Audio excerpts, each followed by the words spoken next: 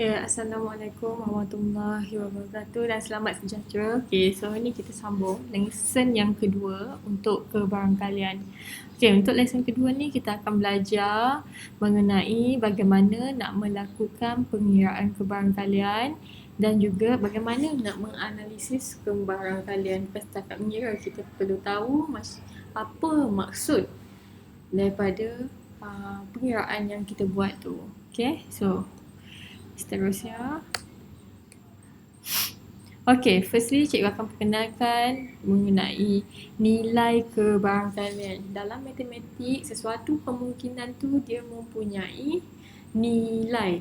Okay, nilai untuk kebarangkalian adalah antara kosong hingga nombor 1 sahaja.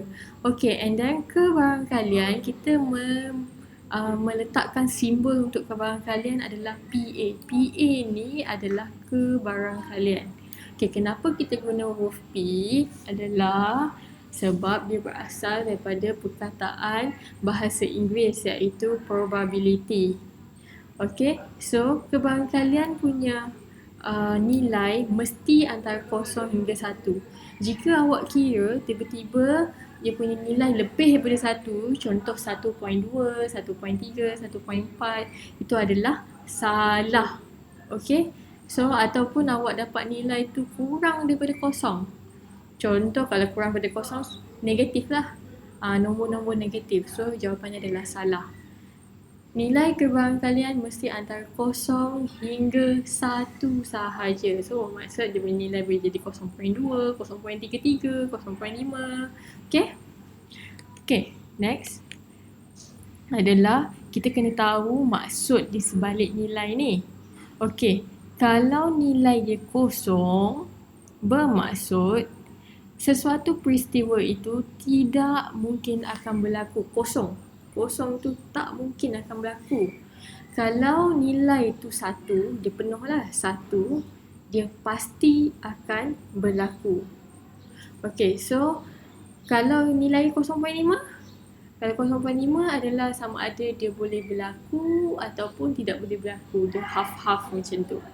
Okay, so apa yang awak kena tahu adalah 0 takkan berlaku, 1 pasti akan berlaku. Okay, dia sesuatu yang confirm.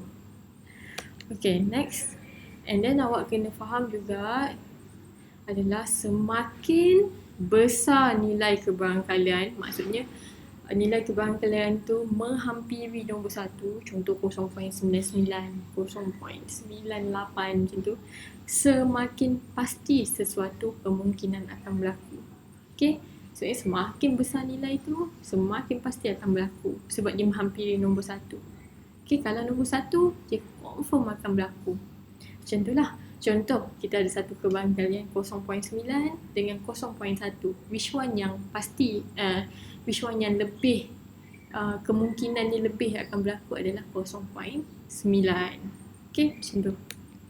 Okay, so formula untuk kebarangkalian, ingat, dia punya simbol untuk kebarangkalian adalah P. A tu adalah peristiwa.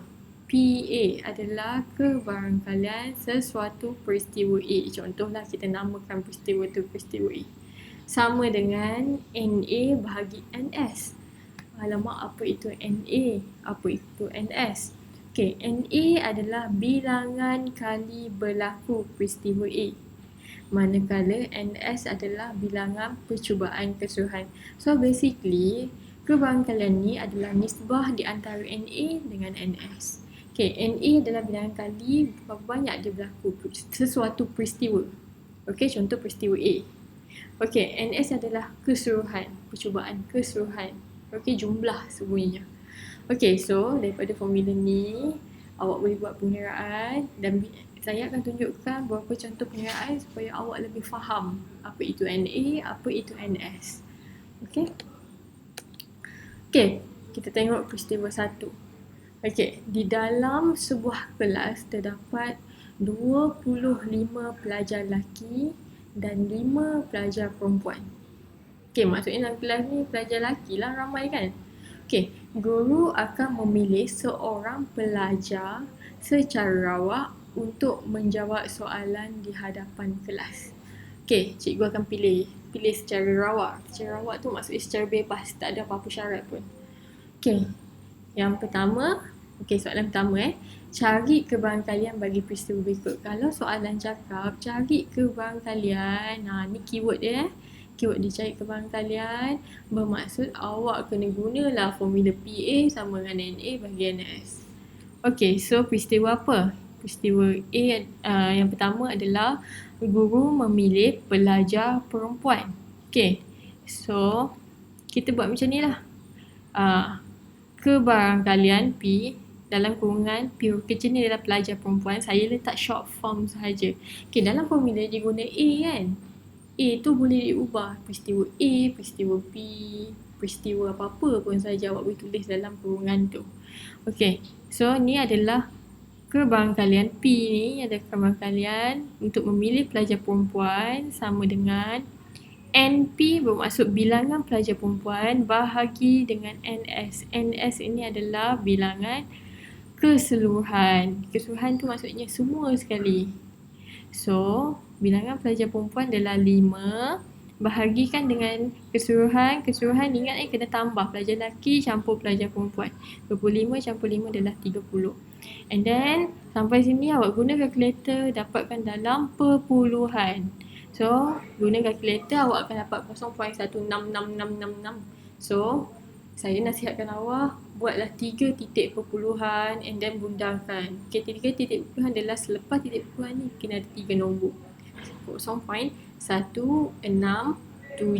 Yang ni awak kena bundangkan. Yang nombor hujung sekali ni perlu bundangkan. Okay, next adalah dia suruh cari kebarangkalian memilih pelajar lelaki. So, PL. Kebarangkalian lelaki sama dengan NL adalah bilangan pelajar lelaki bahagi dengan NS. NS adalah bilangan keseluruhan. So, 25 bahagi 30. So, guna kalkulator 0.833. So, daripada ni awak tengok kebarangkalian perempuan adalah 0.167. Pelajar lelaki pula 0.833. Dekat sini kita kena belajar macam mana nak menganalisis kebarangkalian ni. Okay, so kat sini awak boleh dapat tahu kebarangkalian untuk guru memilih pelajar lelaki lebih besar daripada pelajar perempuan. Sebab apa kat sini? Lelaki 0.8, perempuan 0.1. So, lelaki lebih besar daripada perempuan. Dia punya kebarangkalian. So, kita boleh cakap macam ni lah. Kemungkinan besar yang akan menjawab soalan di hadapan kelas adalah pelajar lelaki. Macam tu lah. Okay. Makin besar dia punya nilai kebarangkalian tu, makin kemungkinan tu akan terjadi. Okay. Tengok peristiwa yang kedua pula. Okay, di dalam sebuah kotak tertutup terdapat 5 biji bola ungu, 12 bola hitam dan 3 bola kuning. Ahli perlu memilih secara rawak sebiji bola dalam kotak tersebut. Okay, soalannya adalah cari kebarangkalian bagi peristiwa berikut. Okay, ingat keyword dia cari kebarangkalian guna je formula PA sama dengan NA bahagi NS. Okay, ahli memilih bola ungu. So, kita buatlah kebarangkalian. P ni kebarangkalian. Bola ungu sama dengan nombor, ataupun bilangan bola ungu bahagi NS. NS adalah keseluruhan. Okay, so sama dengan bilangan bola ungu yang kita dapat adalah 5. 5 per dengan keseluruhan adalah 20. Macam nak kira NS adalah kita tambah semua. Keseluruhan kan? 5 tambah 12 tambah 3 adalah 20. Okay, so dapatkan dalam bentuk perpuluhan. So kita dapat adalah 0.25. Itu adalah kebarangkalian untuk bola ungu. Next soalan. So cari kebarangkalian untuk bola hitam. Samalah. P. A ni tak payah. Saya silap kat sini. Okay, awak buat B. H. Okay, saya silap kat situ.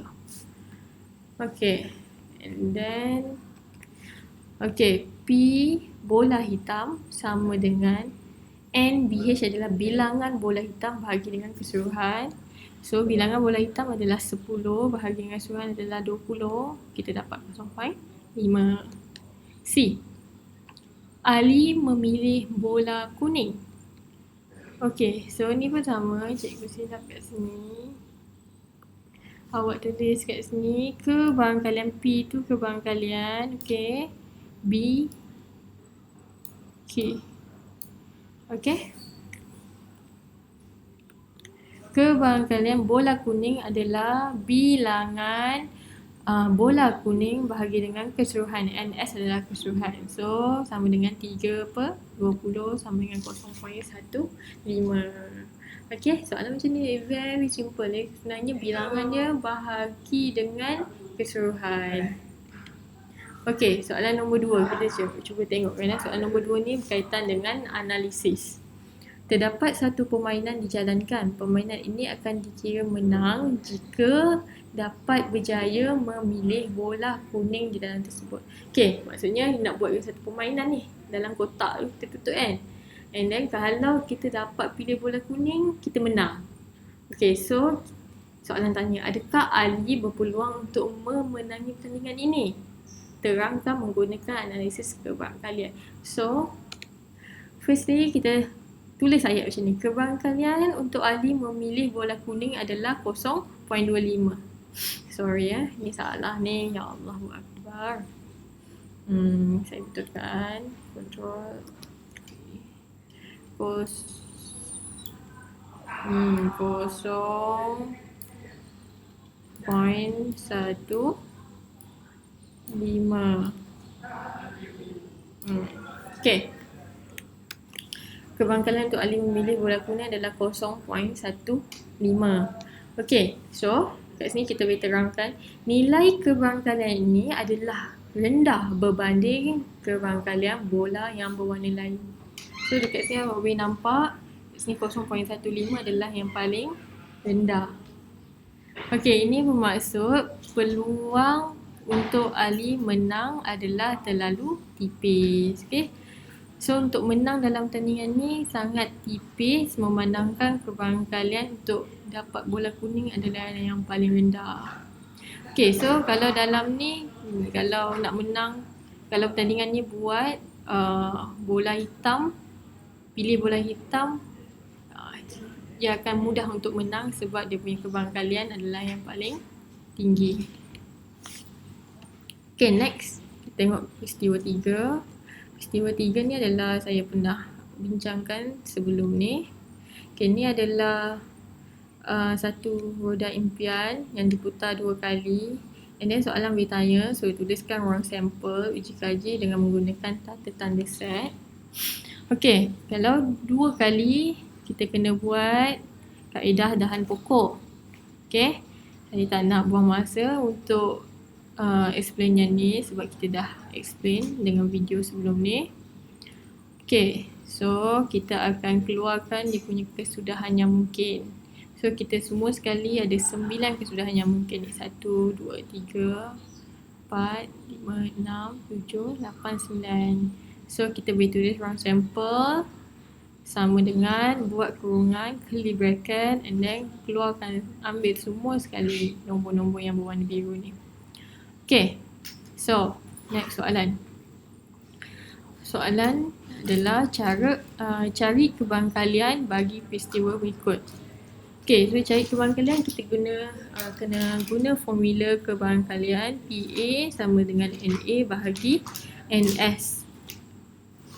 Okay, so yang pertama, peristiwa yang pertama adalah peristiwa A untuk mendapat sekurang-kurangnya satu nombor ganjil. Okay, so kita carilah PA sama NA bahagi NS. Okay, kita kena tahu bilangan yang mempunyai sekurang-kurangnya satu nombor ganjil. So nombor ganjil adalah nombor 1, 3, 5, 9. Tu awak kena tahu nombor ganjil apa, nombor genap apa. Nombor genap yang boleh dibahagikan dengan nombor 2 lah. 2, 4, 6, 8 tu adalah nombor genap. Okay, jangan confuse nombor ganjil dan nombor genap. Okay, yang mempunyai sekurang-kurangnya satu nombor ganjil. So, Ni 4-4 tak boleh sebab 2-2 tu adalah nombor genap. 4-9 boleh. Okey, 4-10 tak boleh sebab 2-2 nombor genap. 9-4 boleh. 9-9 boleh. Okey, sebab dia kata sekurang-kurangnya 1. Kalau 2 maksudnya boleh lah. Okey, 9-10 boleh. 10-4 tak boleh sebab dia dua-dua nombor genap. 10-9 boleh sebab salah satunya nombor ganjil ni iaitu 9. So 10 tak boleh. So ada berapa semuanya? 1, 2, 3, 4, 5. So 5. NA kita adalah 5. Okay, 5.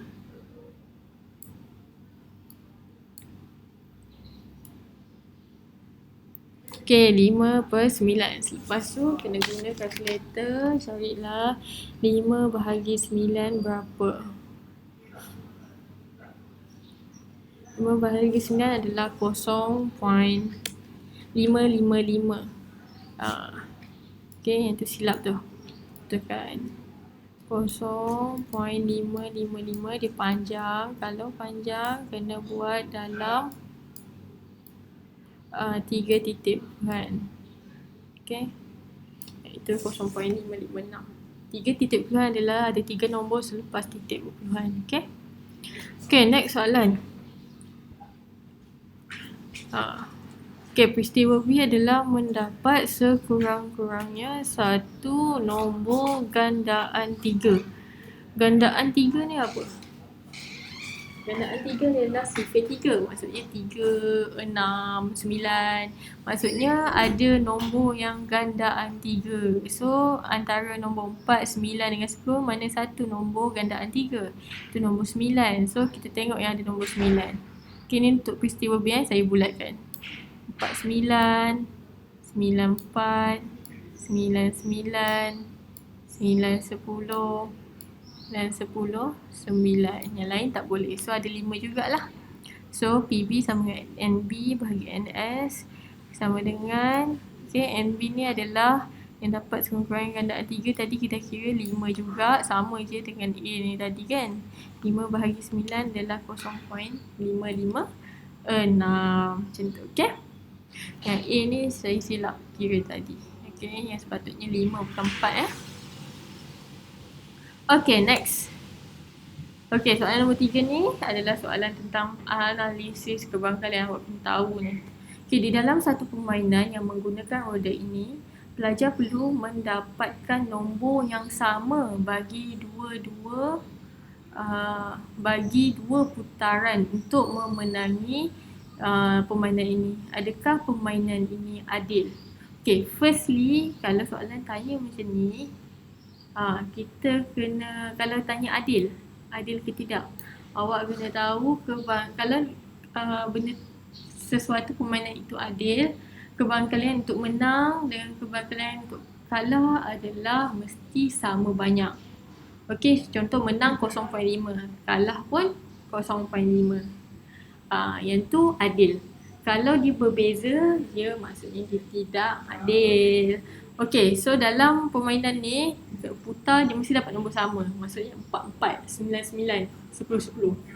Macam tu. Okey, so kita carilah kebangkalian menang.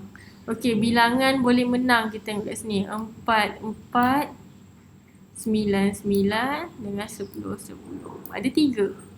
So, bilangan boleh menang adalah 3 perkan dengan keseluruhan adalah 9. Okay, keseluruhan kira lah.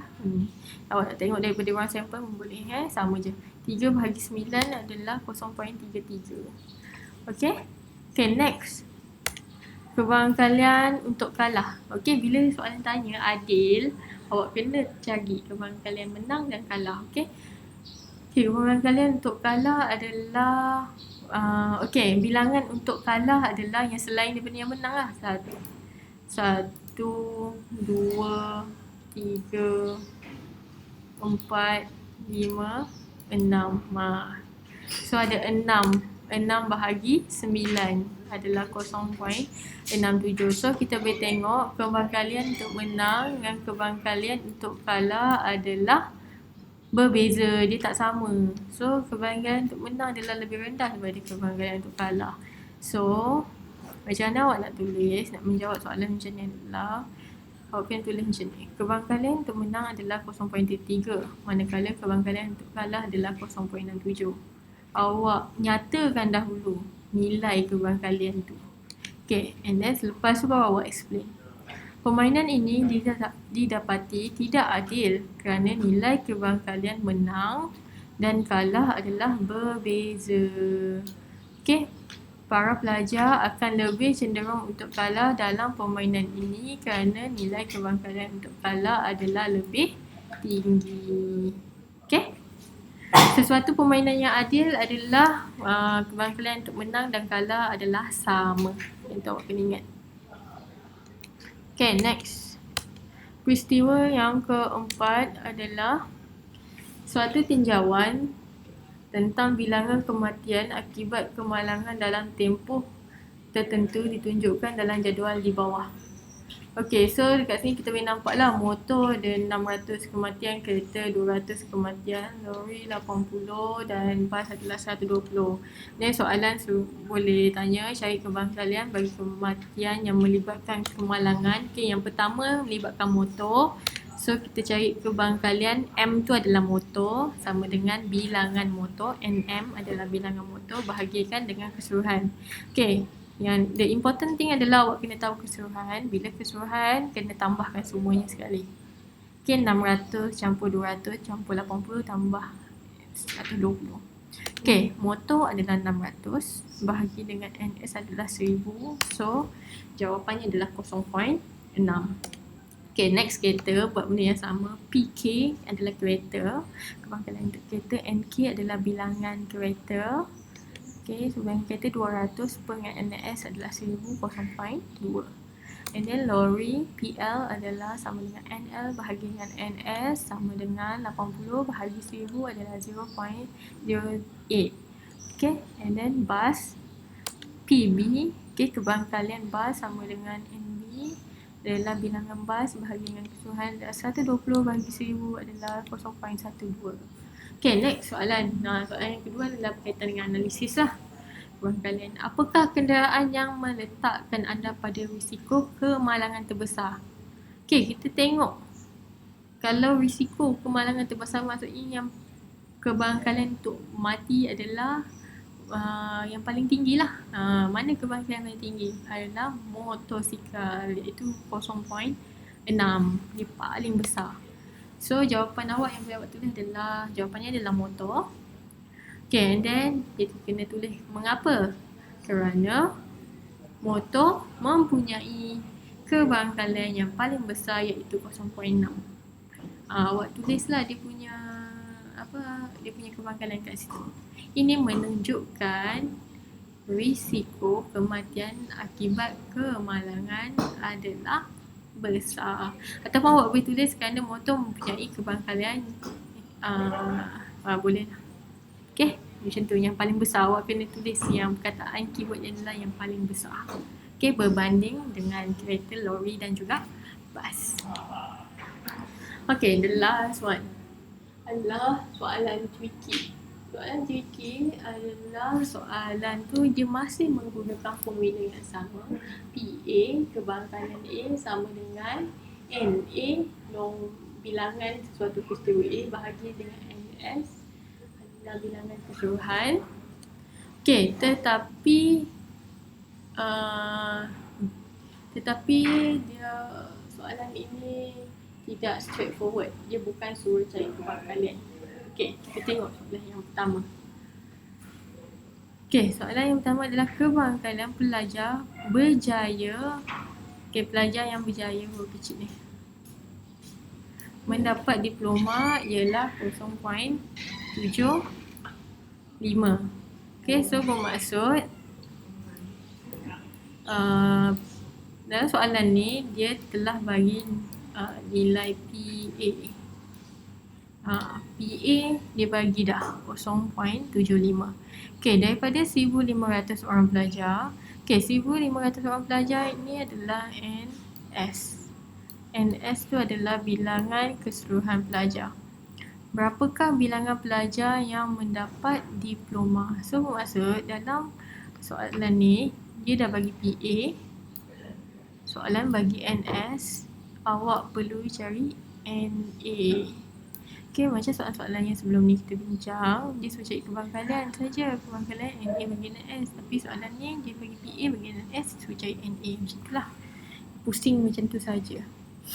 Okay, so PD adalah kebangkalan untuk dapat diploma, saya guna D.